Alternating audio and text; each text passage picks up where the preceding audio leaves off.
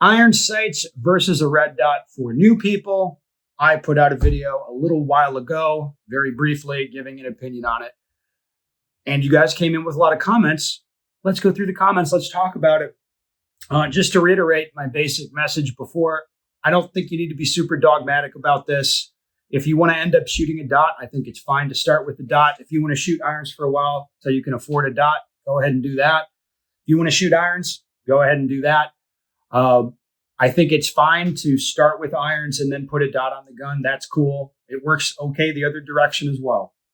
The differentiator here is going to be training, not equipment. The one hang up that people are going to have is like thinking they're going to have an easy ride with a red dot without any training. That's not going to be how that goes. Anyway, let's get into the comments.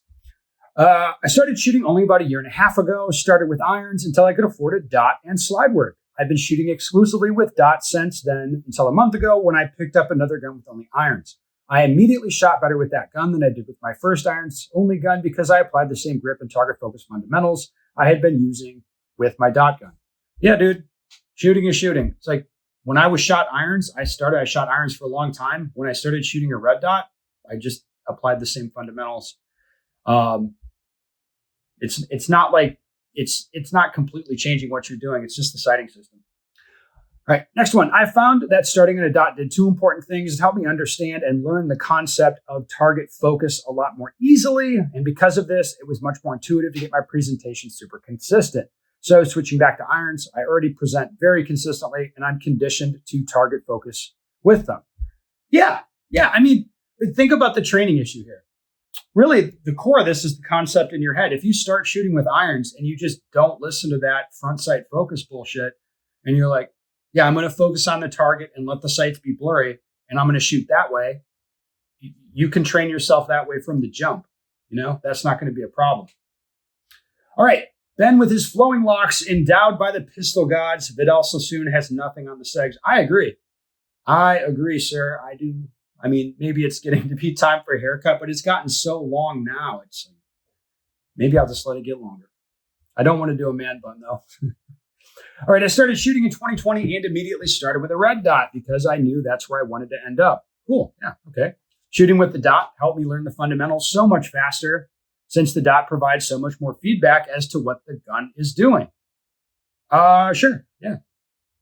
You think so? Learning fundamentals is much easier for new shooters with a dot. Having a dot allows them to focus more on trigger pull and gives instant feedback on it. Often with new shooters, they question their sight picture with irons and it can confuse or overwhelm them. Sure. And then the flip side of that is people have to like hunt around to acquire the dot and they want to like stare at it. So just make sure to tell them, don't do that. Look where you want it to go. Don't look at it. All right. My wife decided to learn, so I started her with the dot. It's so much easier to teach and easier for a new shooter to learn with. There's more cost. Unfortunately, people are hurting for money right now. Yeah. So the used market for good guns and quality optics is a great place to start. That is true. People are F-trained on the money. And I don't think we know, me and my guys, we know people in the industry, most places are slowing down. Most, not all, but most are slowing down. And it is true. Like you can get some secondhand stuff for a pretty decent price right now. If you're in that market, I would totally look at secondhand. And the other thing is, in my brain, most of the time, if you buy, and I'm not talking about buying it from me, but if you buy a used gun generally, you just go to some sporting goods store and they've got some used gun there. That's a new gun. It hasn't been shot a bunch. Like don't believe that shit. It's somebody buys a pistol and shoot it like 200 rounds and they end up selling it. It's like, that's still a new gun. Like you can take that thing and wail on it. All right. For new shooters. Oh, I didn't mean to click that. Trying to click through my comments here. All right, here we go. For new shooters, the red dot is more intuitive, enables more success quickly, which makes them more excited to shoot.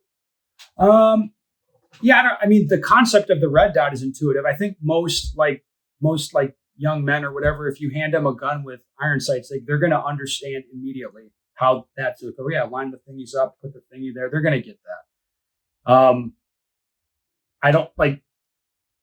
I guess it's intuitive. Your hair game is strong, brother. Killing it. Thank you. I appreciate the comments on my hair. I like that. Makes me feel good. All right. I went to the range last night, make sure I was tuned in for my upcoming matches this weekend, and suddenly learned that the weak point to the 507 comp is the screw that holds in the battery tray. I also found this wasn't a quick fix. Replacement screws on the way, but until they get here, I'm shooting irons. Okay, cool. That is a thing that can happen with the 507 comps, by the way. So I am glad I have some skill with that, or I would be sitting at home instead of out there shooting stages, even if I don't shoot them as well. I would tell all shooters they need to learn how to shoot irons, both eyes open, to have that skill available when you need it. Sure, I mean, if you want to be like a really well-rounded shooter or be the best shooter you can be, like learning both sighting systems, at least getting familiar with both, and then training hard, that's going to be important for you. That's going to be helpful. I think iron sights are more interesting in that there's more ways to read the sights. Like typically with a red dot, I'm going to either react to the color of the dot or the shape, where it looks like a dot, react to that, or react to the color. But with iron sights, there's more things happening. So it might be just shoot the flash of sights without respect for alignment, shoot just a flash of color off the front sight, or maybe at distance, starting to respect the alignment a little bit more. Okay. Next question. The fact that I've been able to start off my day with a Ben Steger video has made the past week amazing. Yes, I'm back on YouTube a little bit. I mean, I've been very busy at work, very, very busy, but I'm trying to make time to do a little bit of the YouTube as well. Like shit. I mean, today I think I shot like 1,000 rounds, 1,200. I had to go into work early to do it and shoot on my lunch break. Isn't that great? All right. We put multiple academies through basic/advanced firearms. Many new recruits have never even held a firearm until they go through our academy. All of our firearms have a red dot sight on them, and that is how they're taught. We have them turn the dot off and make them shoot with just the irons for familiarization, but the bulk of the training is just learning how to shoot with a red dot sight. Yeah, and I think that's fine. I think that makes sense to me. If your guys are going to be carrying red dots, just give them the red dot and have them shoot it. Ben's Pert Plus game is on point. So is. I love the hair comments. You guys make me feel so good. I went to the range with 2 new guns, both of which have irons, and used your suggestion to focus on the target and have the irons just be blurry. I actually shot really good groups, as good or better than if I'd focused on the front sight. Yeah, I would agree with that. People just want to stare at the front sight. I don't think that's helpful. All right. The hybrid approach was good for me. I had irons for several months of regular training, then switched to a dot. Yeah. Got used to it virtually overnight. Yeah. So if you have a well-developed index where you present the pistol and the iron sight show up in alignment, it's not like that's really going to change when you throw a dot on the gun. You're going to present the pistol and it's like the sight sits up a little higher or whatever. But once you get used to that, it's the same. It just indexes for you. Shooters all pretty much shoot dots, but the world at large still runs irons. Not a bad idea to be sort of familiar. Yeah, and that's a really insightful statement. That's definitely been my experience. And I've talked about this before. If you go to ranges where guys are actually training, they're shooting all the time or whatever, it's those type of people, that demographic tends to all have red dots on their guns. They just do. Like, for whatever reason. They tend to be shooting 9mm pistols and they tend to have red dots. But there's not much variation there. Now, a lot of people have guns and don't shoot them, or like the type of dudes that click on what was the old video? The one where it's like Ken Hackathorn or one of these other fucking people talking, Masa Ayub, like, oh, should I get a red dot or should I not? Like, if that's a live question in your mind, like, should I have this or not? Or does this make sense? And you unironically watch those videos, like, you're not out there training. You know what I mean? Like, you're not one of those people. Because the people that are out there training, this is not, it's like, yeah, the pistol's going to be more effective with a red dot on it, obviously. All right. I like recommending a dot to all new shooters since it radically simplifies the learning process by making the feedback much more digestible, even if their end state is shooting with irons. Like, yes, and I like the word digestible here.